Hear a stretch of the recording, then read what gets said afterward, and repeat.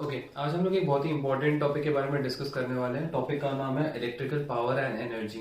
ये topic class 10 CBSE, class 10 ICSE और class 10 SSC के लिए बहुत इंपॉर्टेंट है। तो सबसे पहले हम लोग डिस्कस करते हैं कि इलेक्ट्रिकल पावर क्या होता है। ठीक है, देखिए हमको पता है पोटेंशियल डिफरेंस का फॉर्मूला क्या होता है, डब्ल्यू अपॉन क्यू होता है ना। जब ये क्यू यहाँ पर आएगा तो ये क्या होगा, V into Q is equal to W हो जाएगा। अगर मैं दोनों साइड को टाइम से डिवाइड कर दूं, तो ये क्या हो जाएगा, वर्क डन अपॉन टाइम क्या होता है। याद करो आपने पिछले चैप्टर्स में पढ़ा था, पावर क्या होता है, वर्क डन अपॉन टाइम होता है ना। तो वर्क डन अपॉन टाइम क्या हो जाएगा, पावर हो जाएगा। अब v को मैं v ही रहने देता हूँ। क्यू अपॉन टी अगर आपको याद हो, एक चीज है जिसको हम बोलते हैं करंट। तो करंट क्या है, क्यू बाई टी है। तो यहाँ पर क्या हो जाएगा, p is equal to V I. तो आपका ये पावर का फॉर्मूला है।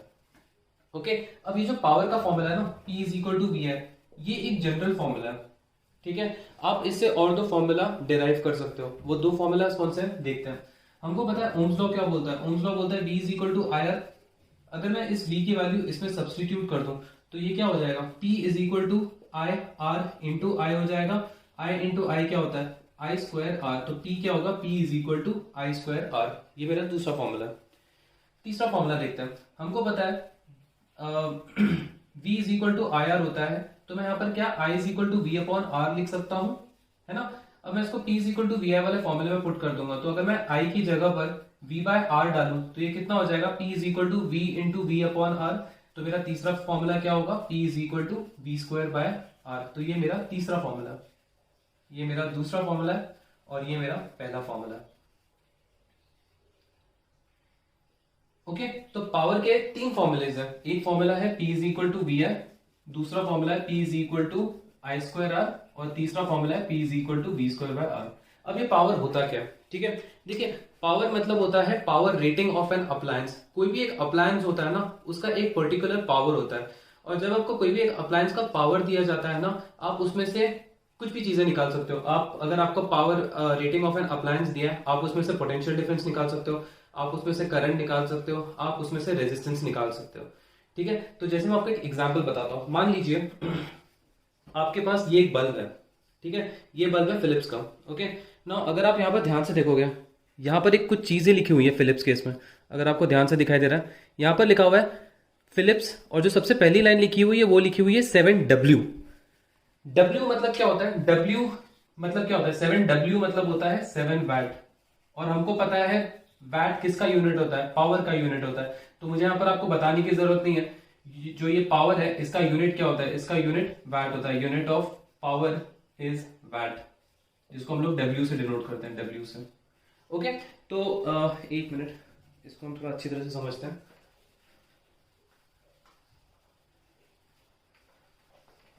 नाउ आपको ये जो बल्ब है, इस बल्ब में आपको क्या दिया हुआ है, इस बल्ब में आपको बोला है कि यार इसका फिलिप्स के नीचे जो लिखा हुआ है 7W है। 7W मतलब इसकी जो पावर है वो कितनी है, 7W है।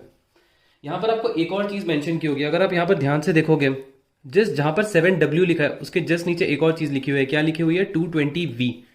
अब 220V का मतलब होता है वोल्टेज 220 वोल्ट।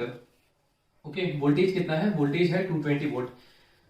तो आप कोई भी अप्लायंस देखिए, कभी भी कोई भी अप्लायंस, बेसिकली जो होम अप्लायंसेस होते हैं, ठीक है, उनका पावर रेटिंग जो भी रहता है, उनका हर एक का डिफरेंट पावर रेटिंग होता है। मैं आपको दिखाऊंगा, मेरे पास और एक दो अप्लायंसेस हैं, उन सबका पावर रेटिंग अलग होता है। बट हम हमेशा उसको स्विच में कनेक्ट करते हैं, और स्विच पे जो इंडियन हाउस होल्ड में जो हमारा पोटेंशियल डिफरेंस होता है, जो हमको हाउस होल्ड सर्किट में हमको जो इलेक्ट्रिसिटी मिलती है अपने डोमेस्टिक सर्किट में, वो होता है 220 वोल्ट का। हमेशा वो फिक्स रहता है, इट्स ऑलवेज फिक्स। ठीक है, इंडिया में 220 वोल्टेज का पोटेंशियल डिफरेंस का करंट आता है हमारे घर में।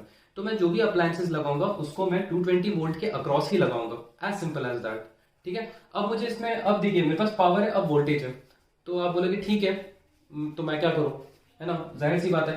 बट आप देखिए, मेरे पास पावर है, इसका वोल्टेज है, मैं इसमें ये पता कर सकता हूँ कि इस बल्ब में करंट कितना फ्लो हो रहा है। और वो मैं कैसे पता करूंगा, मुझे करंट निकालना है, राइट, मुझे करंट निकालना है, मतलब मुझे आई निकालना है। अब आप देखिए, पहला, दूसरा, तीसरा, ऐसा कौन सा फॉर्मूला है जिसमें पीबी है, बीबी है, आईबी है, फर्स्ट फॉर्मूला। तो मैं यहाँ पर क्या यूज करूंगा, P is equal to V है। तो पी कितना है, 7 है, वोल्टेज कितना है, 220 है, और मेरे को आई निकालना है। तो 7/220 इज इक्वल टू आई। इसको अगर मैं सॉल्व करूंगा तो ये हो जाएगा 0.000 222 3 ज़ा 660। तो कितना बचेगा आपके पास? आपके पास 40 बचेगा और एक और जीरो आप ऐड कर दो तो 220, मतलब 0.031 एम्पियर। मतलब इस बल्ब में से जो करंट फ्लो होगा वो होगा 0.031 एम्पियर का।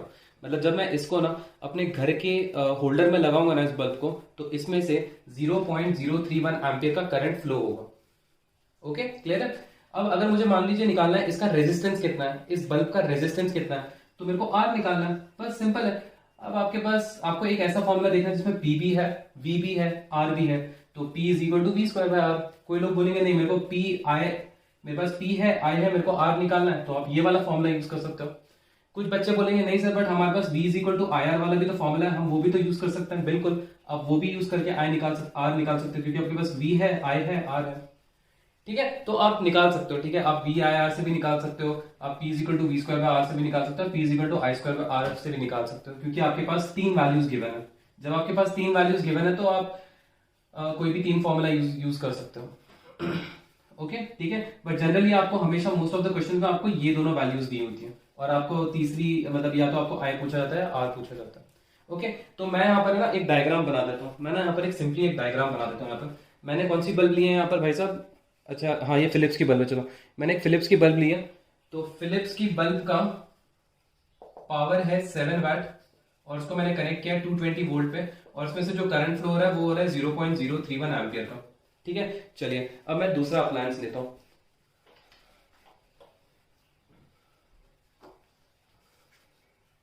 ओके, एक्चुअली ठीक है, ये भी एक फिलिप्स का बल्ब है, बट आई थिंक ये कोई दूसरा ये कुछ इसका दूसरा होगा। इसका पावर 9 वाट दिया हुआ है। इसकी कंपनी एक्चुअली अलग है, ये कोई बी कंपनी की है, बट एक्चुअली इसका मैन्युफैक्चरिंग फिलिप्स ही है। सो इसका जो पावर है वो है 9 वाट। ठीक है, तो इसका पावर 9 वाट है, और जाहिर सी बात है, देखो इसमें भी आपको वही मिलेगा। दिख रहा है आपको, it is connected across 220 volt. दिखाई दे रहा है आपको? जहां पर 9W लिखा हुआ है उसके जस्ट नीचे लिखा हुआ है 220 वोल्ट। ठीक है, तो वही है, सेम है, वोल्टेज 220 वोल्ट है। अब मुझे पता करना है कि जब मैं इस बल्ब को स्विच होल्डर में लगाता हूँ इसमें से कितना करंट फ्लो होता है, तो भाई मैं इजीली निकाल सकता हूँ। ऐसा कौन सा फॉर्मूला जिसमें पी भी है, वी भी है, आई भी है? P is equal to V है, तो 9 is equal to 220 into I, तो 9 divided by 220 is equal to I. कितना आएगा इसका आंसर? देख लेते हैं जल्दी से। 220 9 0.000 22 4 ज़ा 880, और 20 बच गया, और एक और जीरो डाल दो आप लोग, तो बेसिकली 0.04 ले लेते हैं। तो मैं एक और बल्ब ले लेता हूँ। ये बल्ब नंबर 1 है और ये बल्ब नंबर 2 है, सेम फिलिप्स का ही बल्ब है, बट इसका जो पावर है वो है 9 वाट। इसको मैंने सेम वोल्टेज 220 वोल्ट के अक्रॉस कनेक्ट किया, और इसमें करंट कितना फ्लो हो रहा है? 0.04 एम्पियर का। ठीक है, अब मैं तीसरा चीज दिखाता हूँ आपको। तीसरा चीज ये है, दिस इज सैंडविच मेकर। और अगर आप यहाँ पर ध्यान से नोटिस करोगे, यहाँ पर कुछ चीज लिखी हुई है, देख रहे हो? सबसे रेटिंग में लिखा हुआ है, देखो यहाँ पर मॉडल के नीचे रेटिंग लिखा हुआ है। क्या लिखा हुआ है? 750 वाट 220 वोल्ट। 750 वाट और 220 वोल्ट, इसका मतलब क्या होता है? देखो, इसका मतलब होता है आपका ये जो सैंडविच मेकर है ना, इसका पावर है 750 वाट, और इसको जाहिर सी बात है इसको मैं स्विच पे कनेक्ट करूंगा, और मैंने आपको बताया है इंडियन हाउस होल्ड में जो भी करंट आता है उसका पोटेंशियल डिफरेंस कितना होता है? 220 वोल्ट होता है। तो ये कितना होगा? 220 वोल्ट होगा। अब मुझे इसमें से निकालना है कि इस सैंडविच मेकर को जब मैं स्विच पे लगाता हूं तो इसमें से कितना करंट फ्लो होता है, मतलब मुझे आई निकालना। अब ऐसा कौन सा फॉर्मूला जिसमें पी भी है, वी भी है, आई भी है? P is equal to V है, तो कितना होगा? 750 is equal to 220 into I. ये cut 75 divided by 22 is equal to I, है ना? तो इसको मैं कर सकता हूँ 22 1 ज़ा 22 3 ज़ा 66, और 9 बच गया, 0.0 आ गया, 22 4 ज़ा, सो समथिंग 3.4 एम्पियर का करंट फ्लो हो रहा होगा। मतलब इसमें से कितना करंट फ्लो हो रहा है? 3.4 एम्पियर का। ठीक है, तो मैं इसके ये जो इन्फॉर्मेशन है ना उसको मैं यहाँ पर कहीं लिख देता हूँ, तो मैं इसको ना इरेज कर देता हूँ। यहाँ पर मैं यहाँ पर लिख देता हूँ, ये बल्ब हो गया, और मैं यहाँ पर लिख देता हूँ sandwich maker. Power 750, voltage 220 volt, और इसमें करंट कितना फ्लो हो रहा है? 3.4 एम्पियर का। मैंने यहाँ पर 3 अप्लायंसेस लिए और मैंने सबका करंट निकाला। यहाँ पर आप एक चीज नोटिस करना, जैसे जैसे मैं पावर बढ़ा रहा हूँ ना, मेरा करंट भी देख रहे हो क्या हो रहा है? बढ़ रहा है। 7 वाट था, उसमें 0.031 एम्पियर, मैंने पावर को बढ़ा दिया, करंट और ज्यादा फ्लो हुआ। यहाँ पर तो मैंने कितना ज्यादा पावर बढ़ाया था, उसमें देखो कितना ज्यादा करंट फ्लो हो रहा है, 3.4 एम्पियर का करंट फ्लो हो रहा है। ठीक है, तो इससे आप एक चीज तो बता ही सकते हो कि जब जब जैसे जैसे आपका अप्लायंस का जो पावर बढ़ता जाएगा उसके हिसाब से आपका जो उसमें से करंट फ्लो हो रहा है वो भी बढ़ता जाएगा। ठीक है, तो इससे रिलेटेड हम एक दो क्वेश्चंस करते हैं ताकि ये चीज थोड़ा सा और क्लियर हो जाए। इसको मैं एरेज कर देता हूँ। ठीक है, चलिए मान लीजिए आपके पास, आप दुकान में जाते हैं और आपने दुकान में जाकर बोला भैया एक इलेक्ट्रिक अप्लायंस देना। कोई भी एक इलेक्ट्रिक अप्लायंस हो सकता है, मान लीजिए एक कोई भी हम एक बहुत ही रैंडम ले लेते हैं। कोई अप्लायंस है जो आपको हीटिंग के लिए चाहिए, जैसे मान लीजिए इस्त्री है, इस्त्री का मान लीजिए पावर जो है वो 600 वैट है और वोल्टेज है इसका 220 वोल्ट। वोल्टेज इसका 220 वोल्ट नहीं एक्चुअली, इसको इसको जो हम बोलते हैं ना पावर 600 वैट। अब ये जो आयरन है ये क्या है, ये आयरन है। इस आयरन को आप स्विच में ही लगाओगे, है ना, घर के स्विच में ही लगाओगे ना आप उसको, और घर पे पोटेंशियल डिफरेंस कितना होता है, 220 वोल्ट होता है। तो ये बोलता है कि जब आपका एक अप्लायंस का पावर 600 वैट है ना, और अगर आप उसको 220 वोल्ट के अक्रॉस लगाओगे, मतलब स्विच बोर्ड के अक्रॉस लगाओगे, तो ये जो चीज होती है इसको हम लोग बोलते हैं पावर रेटिंग। पावर रेटिंग बोलते हैं इसको, पावर रेटिंग। जैसे मैं आपको यहाँ पर दिखाता हूँ, ये दिख रहा है आपको, ये अप्लायंस देखिए, इसमें आपको दिख रहा होगा यहाँ पर इन लोगों ने कुछ लिखा हुआ है रेटिंग, और उसके आगे 750W और 220V लिखा हुआ है इन लोगों ने। तो इसका मतलब क्या होता है, that is called power rating.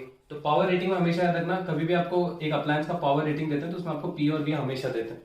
अब इन दोनों चीजों से आप कोई भी वैल्यू निकाल सकते हो, या तो I निकाल सकते हो या फिर आप R निकाल सकते हो। ठीक है, अब मान लीजिए ये आयरन है, इसको मैंने मान लो स्विच से कनेक्ट किया और मेरे को निकालना है इसका रेजिस्टेंस कितना है, इस अप्लायंस का रेजिस्टेंस कितना है। तो मैं इसको सिंपली क्या करूंगा, P = V²/R करूंगा। ठीक है, पावर कितना है 600 है, वोल्टेज कितना है 220 का square, so into 220 divided by R। ये 2 0 कट, ये 2 0 cut, 2 3 6, 2 11 22, so 3 is equal to 22 into 11 आपका कुछ हो जाएगा 220, 242, सो 242 अपॉन R। तो ये इधर जाएगा तो कितना होगा, R is equal to 242 divided by 3, 3 1 3, 8 24, 80 basically, और आपका 2 बचेगा तो 0.0 आ जाएगा, 3 6 80.6। तो इसका जो रेजिस्टेंस है ना, इसका रेजिस्टेंस कितना है, 80.6 ओम्स का रेजिस्टेंस है। ओके, 80.6 ओम्स का रेजिस्टेंस है इस आयरन का। तो आप बेसिकली आप कोई भी चीज निकाल सकते हो, आप R निकाल सकते हो, फिर I निकाल सकते हो by using all these 3 formulas. ठीक है, चलिए अब हम बढ़ते हैं नेक्स्ट पार्ट की तरफ। इसमें तो यहां पर 4 इंपॉर्टेंट किरदार है, या फिर आप बोल सकते हो 4 इंपॉर्टेंट कैरेक्टर्स हैं इस इलेक्ट्रिक पावर में। वो है P, वो है V, वो है I, वो है R। ओके, इस चीज को हम थोड़ी देर के लिए भूल जाते हैं। यहां पर 3 इंपॉर्टेंट चीजें V, I, R। जब हम लोगों ने लास्ट टाइम, जब हम लोगों ने, अगर आपको याद होगा, जब हम लोगों ने पुली पढ़ा था, ये आईसीएसई वालों को शायद थोड़ी अच्छी तरह समझ में आएगा क्योंकि उनके लिए एक चैप्टर था पुली।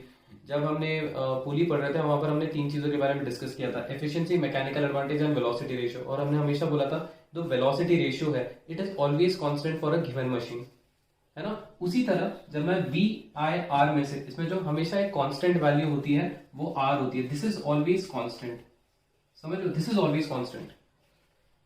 ओके, ये हमेशा कांस्टेंट होता है। क्यों? क्योंकि अगर आपको याद होगा जब हमने ओम्स लॉ किया था, हमने क्या किया था, V is directly proportional to I किया था, और हमने यहाँ पर क्या लिखा था, V is equal to constant into I किया था। और जब इस I को यहाँ पर लेकर आया था मैं, तो इसी कांस्टेंट को हमने क्या बोला था, रेजिस्टेंस बोला था। इसी कांस्टेंट को हमने रेजिस्टेंस बोला था ना। तो रेजिस्टेंस की वैल्यू हमेशा फिक्स होती है फॉर अ गिवन अप्लायंस।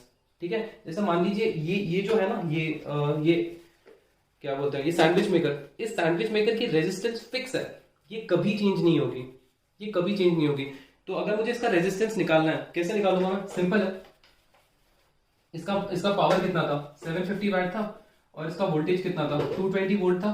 तो P is equal to V²/R करूंगा तो कितना आएगा, 750 is equal to 220 into 220 divided by R हो जाएगा। ये कट और ये भी कट हो जाएगा।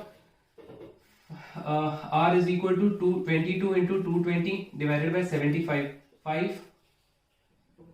5 से, हाँ, 5 1 जा 5, 5 5 जा 25, 5 4 जा 20, 44 जा, और थोड़ा लंबा हो जाएगा ना, बट ठीक है, इसको कर देते हैं। 15 1 जा 15, 15 2 जा 30 होता है, ठीक है, और 45 से पहले आता है, तो आई थिंक 2.9 समथिंग होगा। 15 into 2.9 will give you somewhere around 44, और 22 इंटू, मैं बहुत ही अप्रोक्सीमेट निकाल रहा हूँ, ठीक है। सो 22 इंटू 2.9 आपका ऑलमोस्ट हो जाएगा 22 टू 66। तो मैं एक अप्रोक्सीमेट आंसर बता रहा हूँ, 66 के आसपास आपका आंसर आएगा। हो सकता है शायद 64 या 65 पॉइंट समथिंग है, बट आपका रेजिस्टेंस जो है ना वो इतना है। मतलब ये जो सैंडविच मेकर है ना, इस सैंडविच मेकर का रेजिस्टेंस 66 ओम्स है। ये कभी चेंज नहीं होगा, ये कभी भी चेंज नहीं होगा। तो यहां पर सिर्फ कौन सी चीजें चेंज होगी, वी आई आर में से वी और आई चेंज होगी। क्यों? क्योंकि ओम्स लॉ क्या बोलता है, V is directly proportional to I. अगर आप इसको चेंज करोगे तो ये चेंज होगा, बढ़ाओगे तो ये बढ़ेगा, कम होगा तो ये कम होगा। इसलिए क्या होता है, कभी कभी घर पे जब आप घर पे अप्लायंस को लगाते हो तो कभी कभी घर पे वोल्टेज फ्लक्चुएशन होता है ना, वोल्टेज फ्लक्चुएशन होता है। कभी कभी वोल्टेज बहुत ज्यादा हो जाता है घर पे। तो जब वोल्टेज घर पे ज्यादा हो जाता है तो आपका ये बढ़ गया ना, तो इसमें बहुत ज्यादा करंट फ्लो होगा। और अगर मान लीजिए वोल्टेज कम है तो इसमें कम वोल्टेज है तो कम करंट फ्लो होगा, ठीक है। बट रेजिस्टेंस पे कोई अफेक्ट नहीं करेगा, समझ रहे हो, रेजिस्टेंस पे कोई भी अफेक्ट नहीं करेगा। ओके, चलिए इससे रिलेटेड मैं आपको एक क्वेश्चन देता हूं।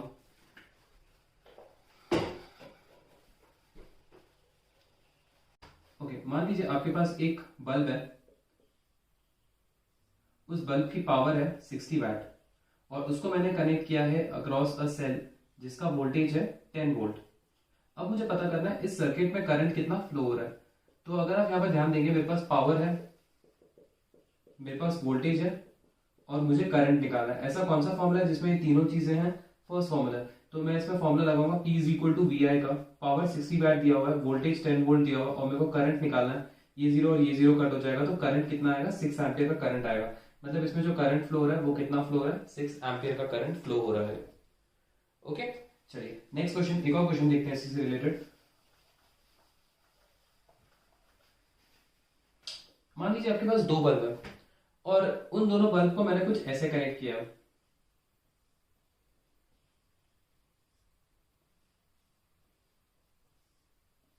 ओके, और एक और बल्ब है, और मतलब और दो बल्ब है, उनको मैंने सीरीज की जगह मैंने उनको किस में कनेक्ट किया, मैंने उनको पैरेलल में कनेक्ट किया।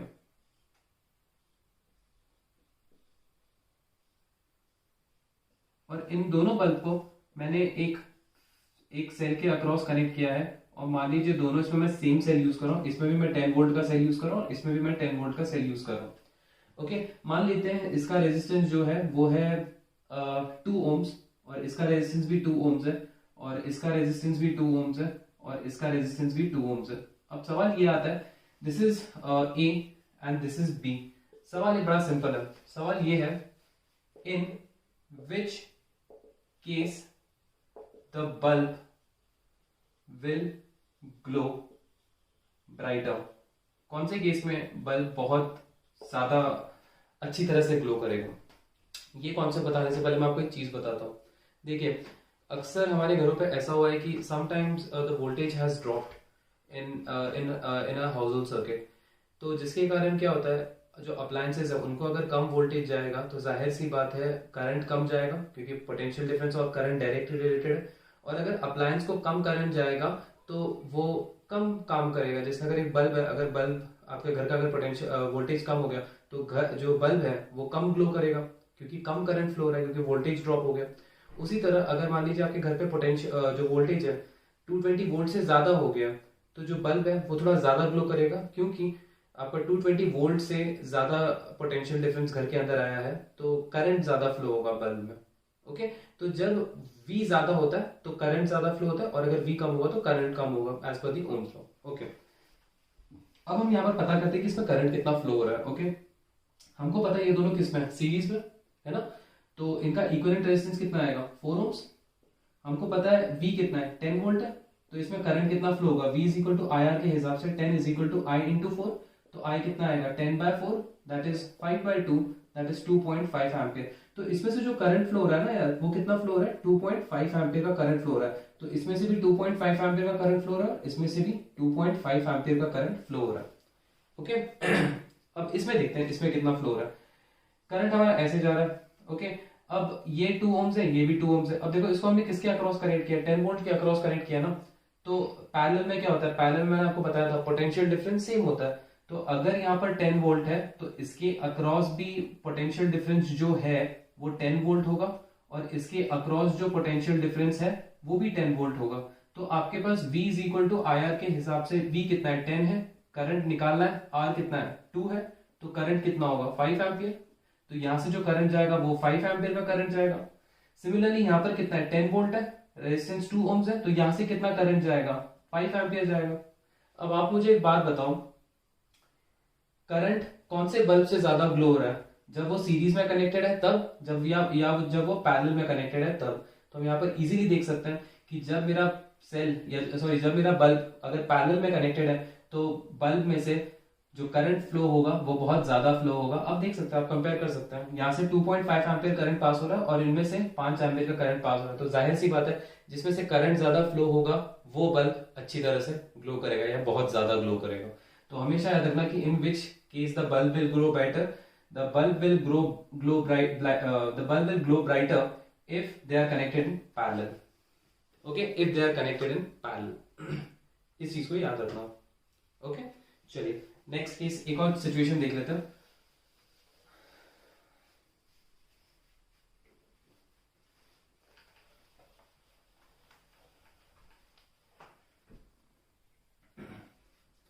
ना कोई भी अप्लायंस का जो पावर रहता है ना, कोई भी अप्लायंस का जो पावर रहता है, ठीक है, जैसे मान लीजिए ये जो है ना, ये सैंडविच मेकर, ये जो सैंडविच मेकर है, अगर आप इस पर थोड़ा ध्यान दोगे, यहाँ पर एक चीज लिखी हुई है, यहाँ पर लिखा हुआ है रेटिंग और लिखा हुआ है 750 वैट 220 वोल्ट। तो सवाल ये पैदा होता है कि अगर मैं पावर, क्या पावर मतलब पावर, कोई भी अप्लायंस का पावर फिक्स होता है क्या? नहीं, जो पावर रहता है ना वो पोटेंशियल डिफरेंस पे डिपेंड करता है। आपने जो भी अप्लायंस है, अगर आप उसको 220 वोल्ट के लाइन के अक्रॉस अगर आप लगाते हो, उसको स्विच में लगाते हो, तो वहां पर पोटेंशियल डिफरेंस 220 वोल्ट होता है। ठीक है, अगर पोटेंशियल डिफरेंस कम हो गया, अगर वो 220 वोल्ट से कम हो गया, तो जो अप्लायंस का पावर है वो भी कम हो जाता है। और क्योंकि अप्लायंस का पावर कम हो जाता है तो जिस भी चीज के लिए वो ऑपरेट करता है वो उतनी अच्छी तरह से ऑपरेट नहीं कर पाएगा। जैसे ये सैंडविच मेकर है, ये सैंडविच मेकर अच्छी तरह से ऑपरेट कब करेगा? जब आपका पोटेंशियल डिफरेंस 220 वोल्ट है। अगर उससे कम होगा ना तो ये अप्लायंस काम नहीं करेगा क्योंकि इसकी पावर कम हो चुकी है। ओके, तो हमेशा याद रखना कि अगर आपका वोल्टेज कम होता है या ज्यादा होता है, उसके हिसाब से आपका पावर जो है अप्लायंस का वो भी चेंज होता है। ओके, सो ये पूरा था concept electrical energy and power का। अब हम डिस्कस करते हैं इलेक्ट्रिकल एनर्जी। इलेक्ट्रिकल एनर्जी क्या होती है? ओके, तो मैं इसी को थोड़ा सा आगे कैरी करूंगा। हमको पता है work done is equal to power into time होता है, या इसको अगर मैं थोड़ा सा इजी वे में बताऊं, power is equal to work done upon time होता है। अगर मैं टाइम को यहां पर लेकर जाऊंगा तो क्या होगा? Power into time is equal to work done. और आप याद करो, हम लोगों ने पढ़ा है वर्क एनर्जी पावर में कि जो वर्क डन है, वर्क डन एक ऐसे फिजिकल क्वांटिटी में भी आता है जिसमें वर्क डन का यूनिट और इस पर्टिकुलर फिजिकल क्वांटिटी का यूनिट दोनों सेम है।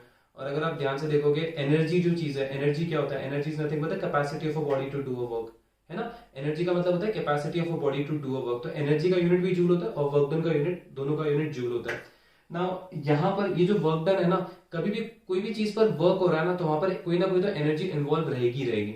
ओके, तो यहाँ पर कुछ वर्क डन हो रहा है तो यहाँ पर एक एनर्जी इन्वॉल्व है, यहाँ पर एनर्जी इन्वॉल्व है। ओके, अब होता क्या है, कभी भी आप वायर में से करंट को पास करते हो ना, वायर थोड़ी सी हीट होती है। अब वायर क्यों हीट होती है? वायर हीट होती है बिकॉज ऑफ रेजिस्टेंस।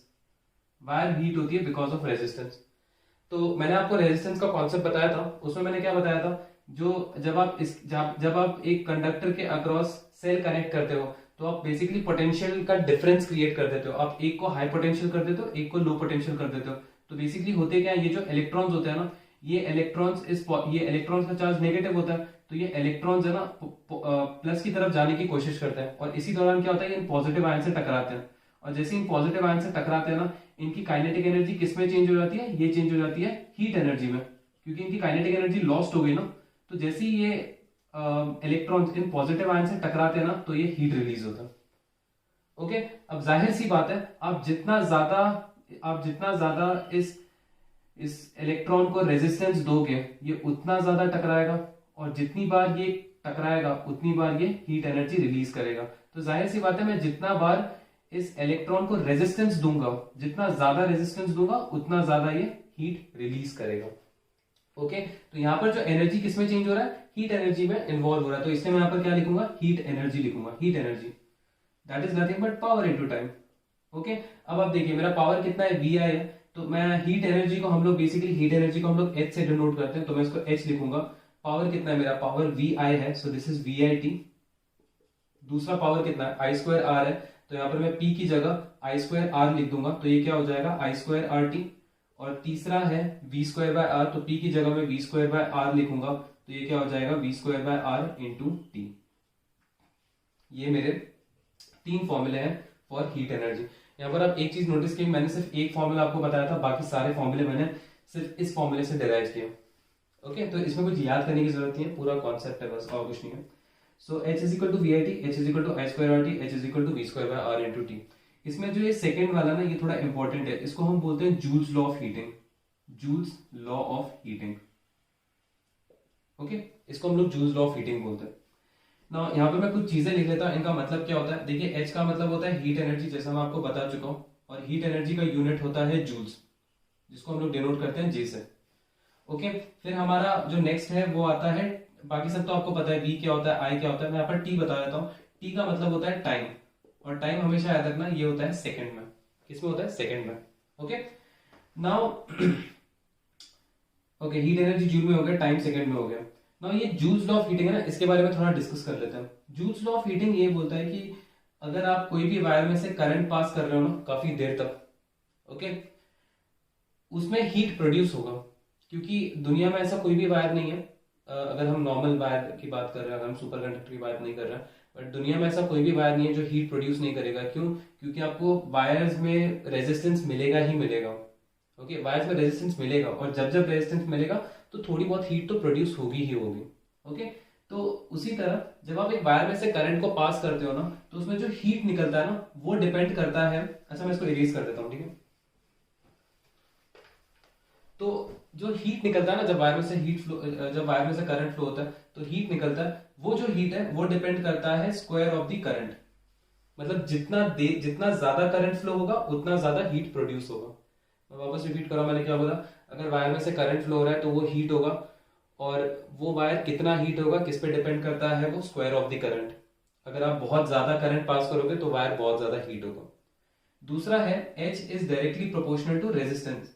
इस वायर की रेजिस्टेंस जितनी ज्यादा होगी उतना ज्यादा हीट प्रोड्यूस करेगा। यहाँ पर आप देख सकते हो, देख रहे हो ये रिलेशन क्या है, मैंने बताया ना, हीट ज्यादा है तो रेजिस्टेंस ज्यादा है, क्योंकि दोनों डायरेक्टली प्रोपोर्शनल है। तो वही चीज मैंने आपको बताई यहाँ पर, ठीक है। और तीसरा है heat is directly proportional to time in second. मतलब आप एक वायर में से जितनी देर तक करंट पास करोगे ना, वो उतना ज्यादा हीट होगा। ओके, जैसे मैं आपको एक रिसेंटली एग्जांपल बताता हूँ। एक किसी के घर पे एक बार आग लग गई थी, अभी रिसेंट न्यूज है, जिसमें हुआ क्या था कि उन्होंने जो गीजर है उसको स्विच ऑफ करना भूल गए। और उसी तो हुआ क्या है, गीजर देखिए, गीजर बेसिकली क्या करता है, गीजर के अंदर एक मटेरियल होता है जिसको हम बेसिकली एलॉय होता है, और वो एलॉय में से जब आप करंट पास करते हो तो वो गर्म हो जाता है। और क्योंकि वो रॉड पानी के अंदर रहता है, तो रॉड जब गर्म होगा तो पानी भी गर्म होगा, है ना। अब हुआ क्या, उन लोगों ने बटन बंद करना भूल गए, तो उतनी देर तक करंट उस वायर में से पास होता रहा। और उसी के चक्कर में क्या हुआ, क्योंकि करंट बहुत देर तक पास हो रहा था उसमें से, तो वायर इतना हीट हो गया कि वायर ही पूरी जल गई। ओके, तो ये होता है joules law of heating. So exam में पूछते हैं 3 मार्क्स के लिए, सीबीएसई में काफी बार पूछा जाता है इसको, तो ये एक थोड़ा सा इंपॉर्टेंट चीज है। ओके, तो इससे रिलेटेड 1-2 क्वेश्चंस करते हैं, ठीक है। चलिए, मैं यहाँ पर फॉर्मूलाज लिख देता हूँ ताकि आपको इजी हो जाए। यहाँ पर पहला फॉर्म मैं हीट का लिख देता हूँ, यहाँ पर H is equal to V I T, H is equal to I square R T, और H is equal to V square by R into T, ठीक है। अब जैसे मान लीजिए एक कंडक्टर है, और इस कंडक्टर में से करंट फ्लो हो रहा है 10 एम्पियर का, और इसका जो रेजिस्टेंस है वो है 60 ओम्स, और ये फ्लो हो रहा है for time equal to let's say time equal to 3 minutes, और आपको निकालना है कि ये कितना हीट प्रोड्यूस कर रहा है। ना हमको पता है ऐसा कौन सा फॉर्मूला जिसमें एच भी है, आई भी है, आर भी है, टी भी है, second formula Joule's law of heating जिसको बोलते हैं। तो मैं सिंपली वही फॉर्मूला लगाऊंगा, H is equal to I square R T, है ना। तो आई कितना है 10 का स्क्वायर, आर कितना है 60 है, बट यहाँ पर ध्यान रखो टाइम 3 मिनट्स है, और हम कभी भी टाइम मिनट्स में नहीं लेते, हम किस में लेते हैं, सेकेंड्स में लेते हैं। तो ये कितना हो जाएगा 3 इंटू 60, तो ये कितना हो जाएगा 6 3 18, या फिर आप 36 कर दो इसको, 36 और 3 को अगर आप करोगे तो 72 98, सो 36 इंटू 3 ना, हाँ 36 6 3 18 और 18 6 108 हो जाएगा, सॉरी। तो ये हो जाएगा 108, और कितने जीरो, 1 2, और ये 108 और 0000 जूल, है ना, इतना ही आएगा। 18 6, हाँ ठीक है, इतना ही आएगा 108 और इसके आगे 40 जूल। तो इतना हीट प्रोड्यूस होगा जब आप एक वायर में से 10 एम्पेयर का करंट फ्लो करोगे, जिसका रेजिस्टेंस 60 ओम है, सिर्फ 3 मिनट्स के लिए। ओके, तो ये क्वेश्चन को हम लोग ऐसे करते हैं, ठीक है। चलिए एक और क्वेश्चन कर देते हैं। मैं अभी यही वाला, मैं इसी चीज का ले लेते हैं, इसी का कंसिडर करते हैं। ये जो है हमारा अप्लायंस, इसमें हमारा पावर कितना दिया हुआ है, 750 वाट दिया हुआ है, और 750 वाट है इसका पावर। कब, जब मैं इसको एक पोटेंशियल डिफरेंस के अक्रॉस कनेक्ट करूंगा जो 220 वोल्ट है। अब मैं सैंडविच बना रहा हूँ, तो सैंडविच बनाऊंगा तो जाहिर सी बात है, सैंडविच जब मैं बनाऊंगा तो थोड़ा ज्यादा टाइम लगेगा, है ना। मान लेते हैं टाइम लगा है 20 मिनट। अब मेरे को निकालना है इसमें से कि कितना हीट फ्लो हुआ इसी दौरान, तो H निकालना है मेरे को। ओके, अब आपके पास दो तरीके हैं इसको करने का। मैंने आपको बताया था हीट एनर्जी का फॉर्मूला क्या होता है, पावर इनटू टाइम, और इसी से हम लोगों ने ये सारे निकाले, है ना।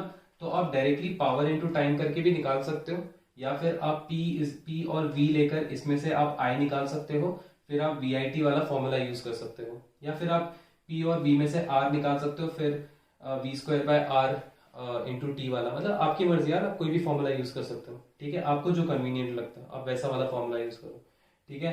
तो मैं फिलहाल के लिए ये वाला यूज कर लेता हूँ, उसके बाद मैं एक और वे से आपको बता दूंगा कि इनमें से कैसे हम कोई भी एक फॉर्मूला यूज करेंगे, ठीक है। तो जैसे मान लीजिए मैंने ले लिया heat energy is equal to power into time. Power कितना है 750 वाट है, ठीक है। 750 वाट का मतलब होता है 750 जूल अपॉन सेकेंड होता है, ठीक है। तो ये 750 जूल अपॉन सेकेंड हो गया, और टाइम कितना है 20 मिनट है। टाइम तो हमेशा हम लोग सेकेंड में लेते हैं, तो ये कितना हो जाएगा 20 इंटू 60 हो जाएगा। तो भाई साहब कितना हो जाएगा ये 75 और 2 150 हो गया, और 150 और 6 हो जाएगा 300 600 900। तो आई थिंक ये 900 होना चाहिए, ठीक है। 75 into 2 is 150, 150 into 6 I think is 900, और ये 1 2 3 0 जूल। तो इतना हीट एनर्जी प्रोड्यूस करेगा जब आप 20 मिनट के लिए सैंडविच मेकर को ऑपरेट करोगे। ओके, अब मैं इसको ये वाले फॉर्मूले यूज कर लेता हूँ, शायद इसको P is equal to V ऐसे हो सकता है कोई I निकाले, चलो वही भी देख लेते हैं। 750 is equal to 220 into I हो जाएगा ये, तो 750 by 220 is equal to I आ गया। अब मैं कौन सा फॉर्मूला यूज करता हूँ, ये वाला फॉर्मूला यूज करता हूँ, तो ये हो जाएगा H is equal to VIT। V कितना है 220 है, I कितना है 750 अपॉन 220 है, और टाइम को मैं सेकंड्स में करूंगा तो 20 इंटू 60 हो जाएगा। तो बेसिकली ये और ये कैंसिल हो गया, तो आप यहाँ पर देख सकते हो यही सेम चीज मिली है यहाँ पर, और उसके बाद आप नॉर्मली सॉल्व करोगे तो वापस आपको वही आंसर मिलेगा। ओके, तो ये पार्ट को हम लोग ऐसे करते थे। ओके, आई होप इसमें आपको कोई डाउट नहीं है।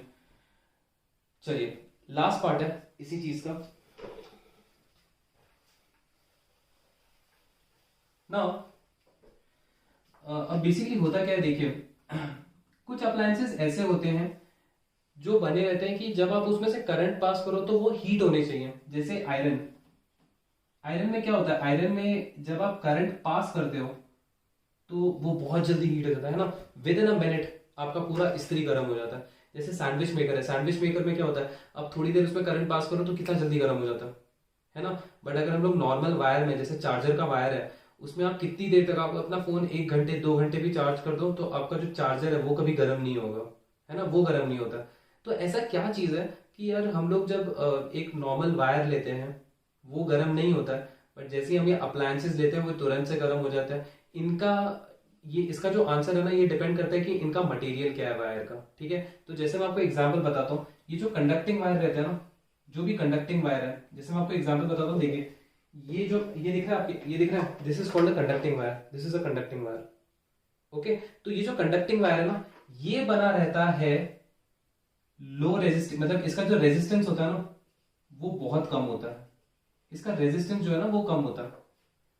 अगर रेजिस्टेंस कम होगा तो ओम्स लॉ क्या बोलता है, V upon R is equal to I बोलता है ना तो अगर आपका रेजिस्टेंस कम होगा तो करंट ज्यादा फ्लो होगा, मतलब रेजिस्टेंस इसका कम होता है तो करंट ज्यादा फ्लो होता है ना, करंट ज्यादा फ्लो होगा। That's why we always use a conductor for a conducting wire, क्योंकि रेजिस्टेंस कम होता है ना और करंट ज्यादा फ्लो होगा। और हमको एक और चीज पता है, heat is directly proportional to resistance. तो अगर आपका रेजिस्टेंस कम है तो हीट क्या होगा, कम होगा। इसलिए जब आप सैंडविच बनाते हो तो ये वाली जो वायर है ना, ये कभी गर्म नहीं होगी, क्योंकि इसका रेजिस्टेंस कम है, और अगर रेजिस्टेंस कम है तो हीट कम प्रोड्यूस करेगा। ओके, बट इसके अंदर एक मटेरियल होता है, I don't know if I can see you, but अभी यहाँ पर देखेंगे आप, अगर आपको दिख रहा है यहाँ पर, ठीक है, यहां से एक वायर अंदर जाता है। ये जो वायर रहता है ना, ये वायर बेसिकली बना रहता है एलॉय का। किसका बना रहता है, एलॉय का। अब ऐसा क्यों है कि हम इसको एलॉय क्यों लेते हैं, देखिए हम एलॉय इसलिए लेते हैं क्योंकि एलॉय का रेजिस्टेंस जो होता है ना वो ज्यादा होता है। अगर उसका रेजिस्टेंस ज्यादा होगा तो जाहिर सी बात है उसका जो हीट प्रोड्यूस होगा वो भी ज्यादा होगा, और अगर वो बहुत ज्यादा हीट प्रोड्यूस करेगा तो उसको मैं यार क्यों नहीं यूज करूंगा, इस्त्री करने के लिए, सैंडविच बनाने के लिए, पानी गर्म करने के लिए बिल्कुल यूज करूंगा मैं, है ना। इसकी एक और चीज होती है, एलॉय की एक और खासियत होती है, ये जो एलॉयज होते हैं ना इनका melting point high melting point के होते हैं वो।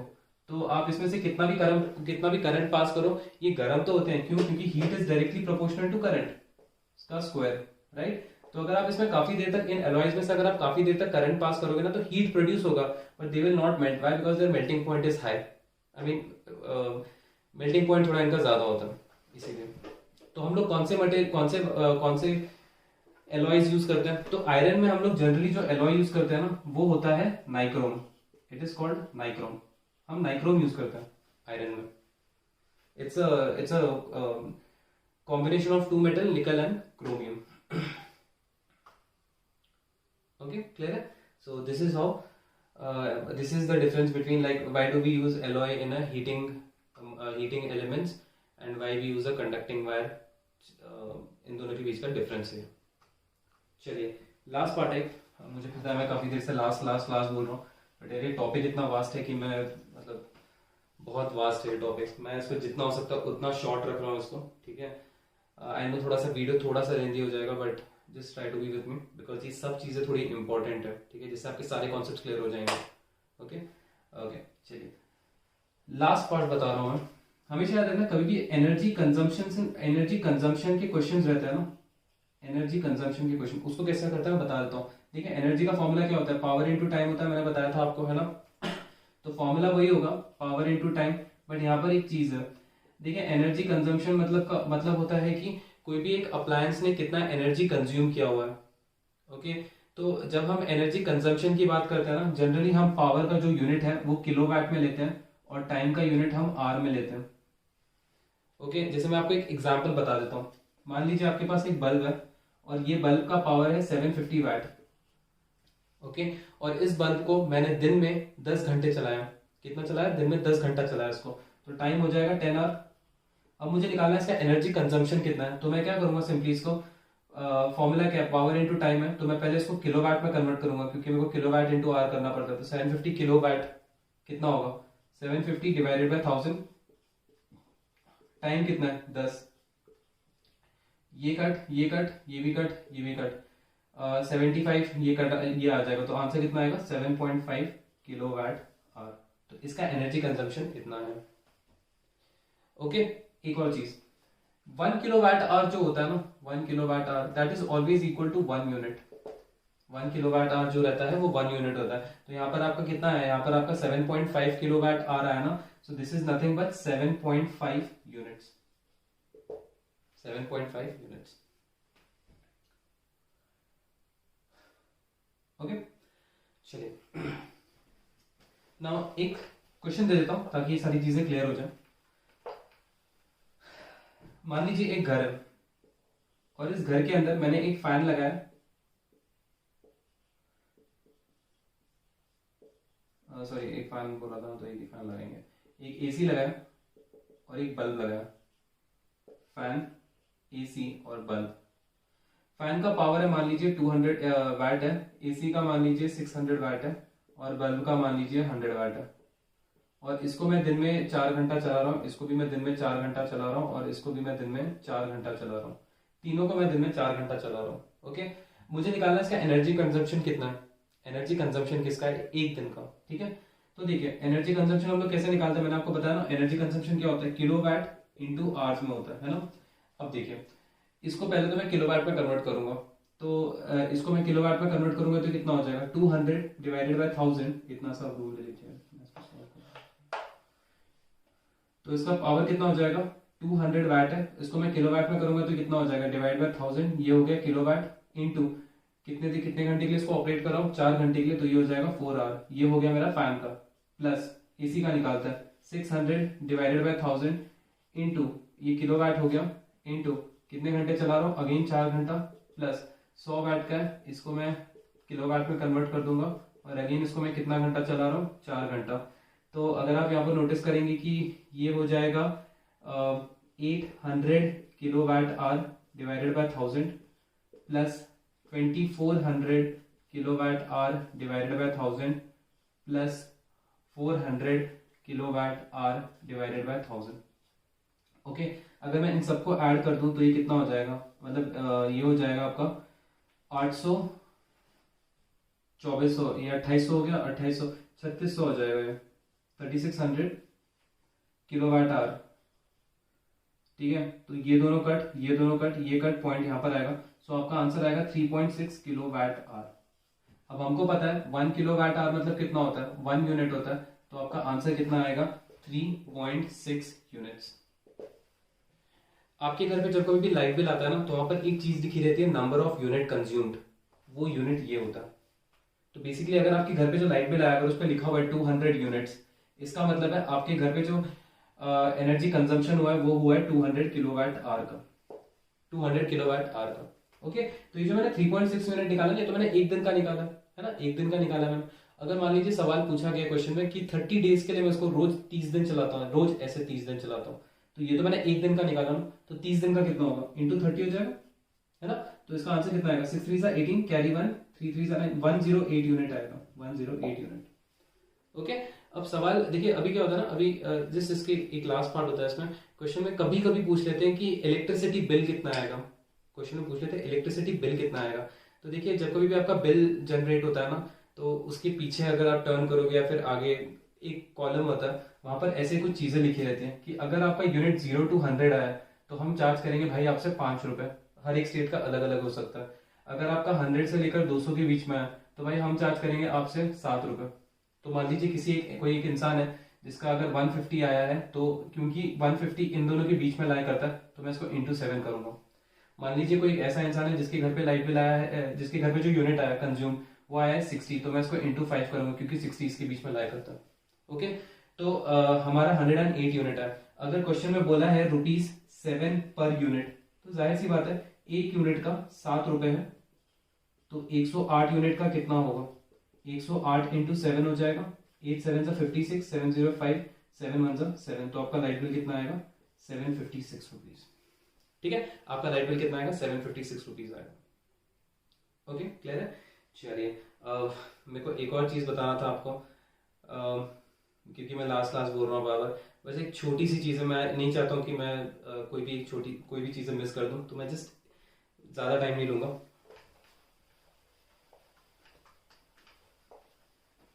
ओके, कुछ चीजें मैं आपको बता देता हूँ थोड़ा सा कन्वर्जन के लिए, बस कुछ टफ नहीं है। 1 किलोवाट का मतलब होता है 1000 वाट, 1 मेगावाट का मतलब होता है 10 to the power 6 watt. Okay, 1 kilowatt hour का मतलब कितना होता है देख लेते हैं। 1 किलोवाट आवर का मतलब होता है 1 किलोवाट इंटू 1 आवर 1 किलोवाट का मतलब होता है 1000 वाट, और 1 घंटे का मतलब कितना होता है 3600 सेकेंड।